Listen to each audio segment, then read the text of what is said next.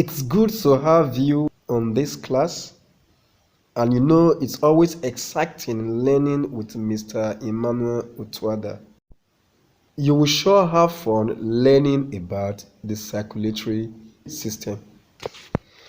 The circulatory system is also known as the transport system, or you can also call it the cardiovascular system. Blood circulation is the movement of blood carrying materials around the body.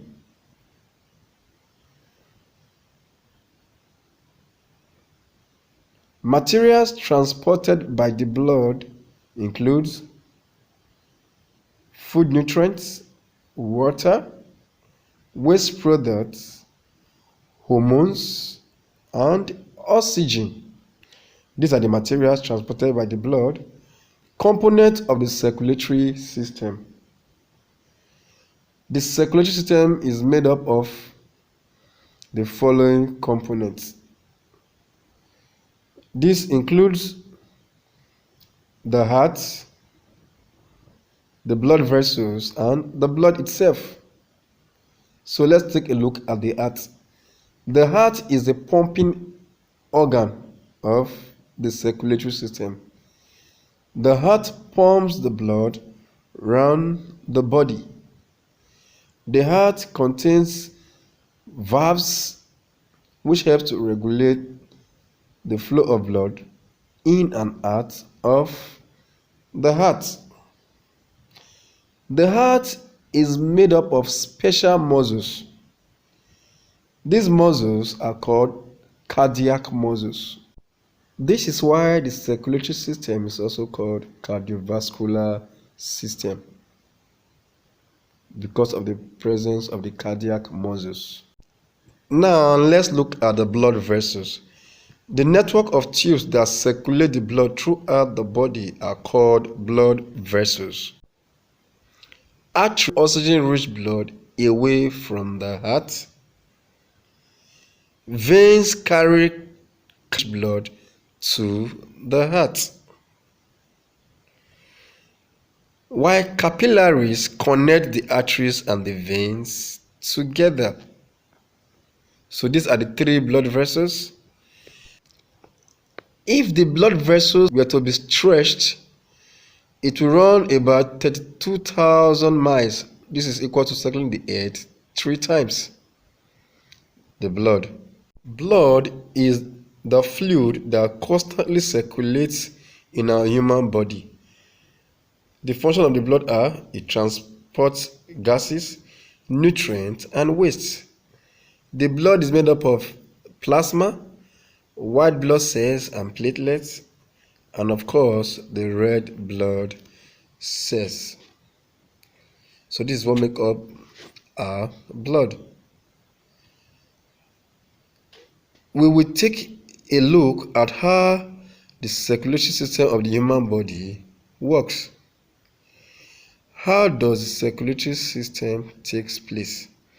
Let's learn that shortly. When you put your right hand to your chest, to the left part of your chest, you will notice your heart beating non-stop. This beating action of the heart is called the heartbeat. As the heart beats, it sends blood through the blood vessels to all parts of the body.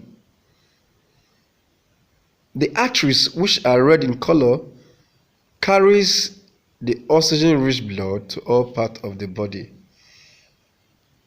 And the veins, which are blue in color, carries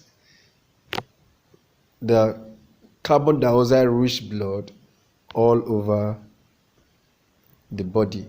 While the capillaries is a connection between the arteries and the veins. The heart is composed of cardiovascular muscles, as earlier mentioned. The heart beats for about 72 times per minute. Part of the heart. The heart is divided into four main parts. We have the right atrium, we have the left atrium, we have the right ventricle, and of course the left ventricle. This is the four parts of the heart. The heart has numerous valves.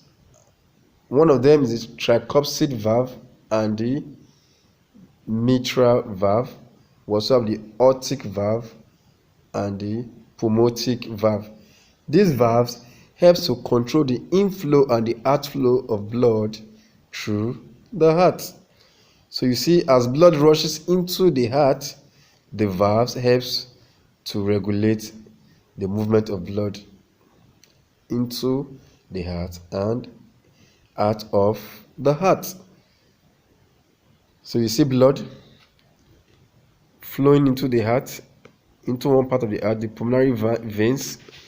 The blood flows through the pulmonary veins into the heart. The pulmonary veins is from the lungs, so it carries oxygen, and this oxygen-rich blood enters into the left ventricle.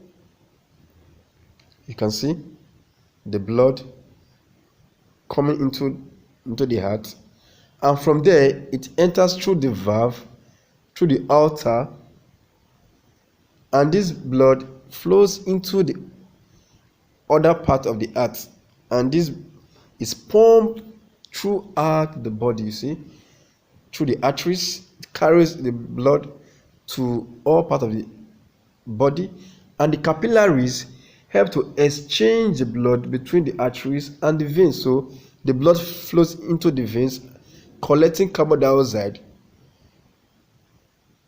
and send it back to the heart through the vena cava. So you see, the blood enters into the heart, no longer containing oxygen, but what? Carbon dioxide. That is why the blood changes color. It enters to the right atrium and flows through the valve and enters into the other part of the heart, as you can see, into the right ventricle. So this blood needs to be sent back to the lungs through the pulmonary artery to collect a fresh dose of oxygen. And so this process continues repeatedly, and so the body has all the oxygen needed for the human body to survive. Importance of circulatory system. What is the importance of blood circulation? So we'll take a look at why blood circulation is important.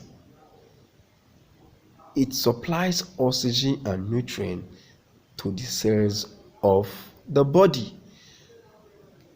It transports waste from where they are produced to where they are excreted. So this is made possible by the circulatory system. The circulatory system also regulates body temperature. So this is done by the circulatory system.